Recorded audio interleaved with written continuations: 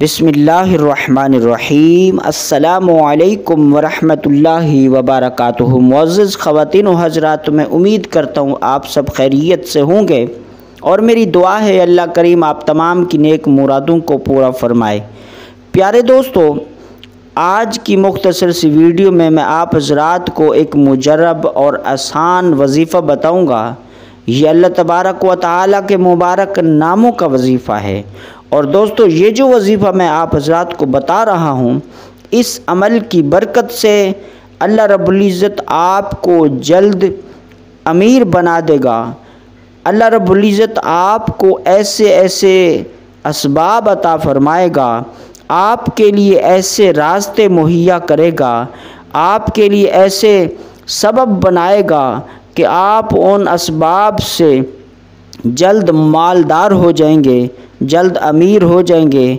पैसा आपके पीछे भागेगा, बस बशर्त ये है कि आप पाबंदी के साथ रुकू सजूद भी करते रहें। आप पर जो नमाज़ें फ़र्ज़ हैं वो उन नमाज़ों की अदायगी भी करते रहें और अल्लाह रब्बुल इज़्ज़त को भी याद करते रहें, उसे भी पुकारते रहें।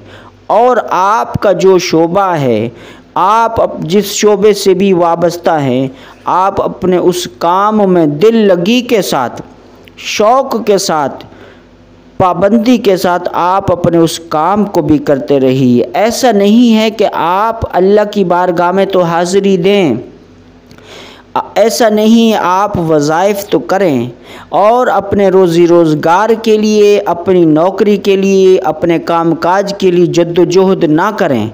अपनी नौकरी के लिए या अपने रोज़गार के लिए किसी से मालूम ना करें, ये भी अच्छा नहीं है।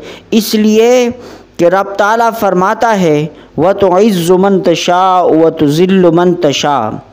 अल्लाह जिसे चाहता है इज़्ज़त देता है और अल्लाह जिसे चाहता है ज़िल्लत देता है। इस आयत का माना ये है कि जो मेहनत करेगा अपने मिशन के लिए, अपने काम के लिए, अपने घर से बाहर निकलेगा, अपने उस काम के लिए मालूमात करेगा, अपने उस काम में कामयाबी का सोचेगा, अपने उस काम के हवाले से जद्दोजहद करेगा, यानी मेहनत करेगा, तो अल्लाह उसे इज़्ज़त अता करेगा।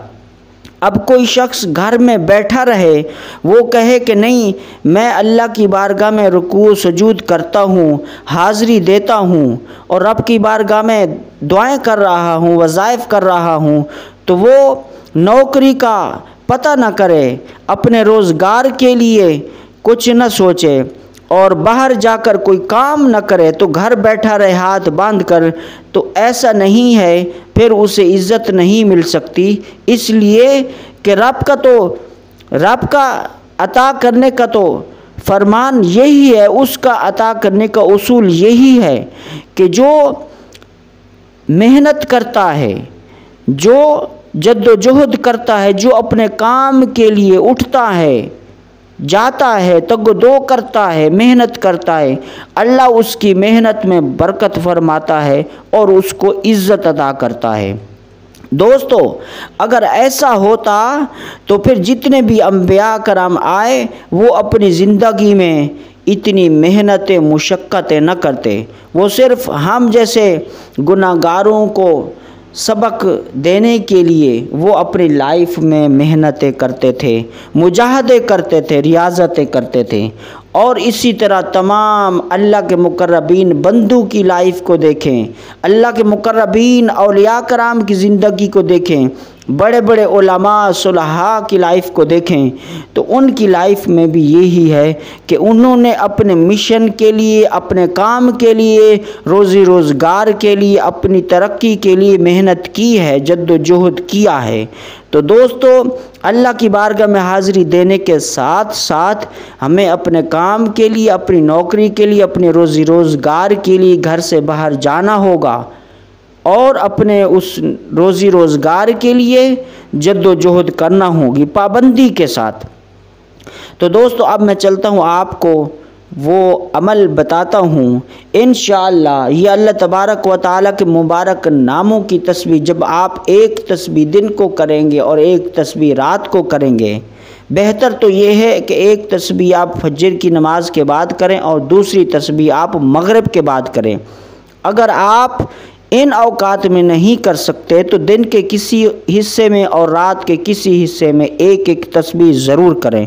वो अल्लाह रब्बुल इज़्ज़त के उन मुबारक नामों को समात कर लें और अव्वल व आखिर एक बार दरूद इब्राहिमी के साथ इनका विर्द करें। फिर रब की बारगाह में यकीन के साथ दुआ करें कि रब ताला अपने बंदों को अता करता है, क्योंकि उसका फरमान है मुझसे मांगो मैं अता करूँगा। और फिर एक जगह ये भी फरमाया है कि रब ताला वादा खिलाफ़ी से पाक है। तो ये कैसे हो सकता है कि अल्लाह की बारगाह में उसका बंदा उसकी बारगाह में जाए और उससे मांगे और उसे रब ताला ना अता फरमाए? ये कैसे हो सकता है? इसलिए कि रब तो अता करता है। रब तो चाहता ही यही है कि मेरे बंदे मुझसे मांगते रहें, मैं उन्हें अता करता रहूं।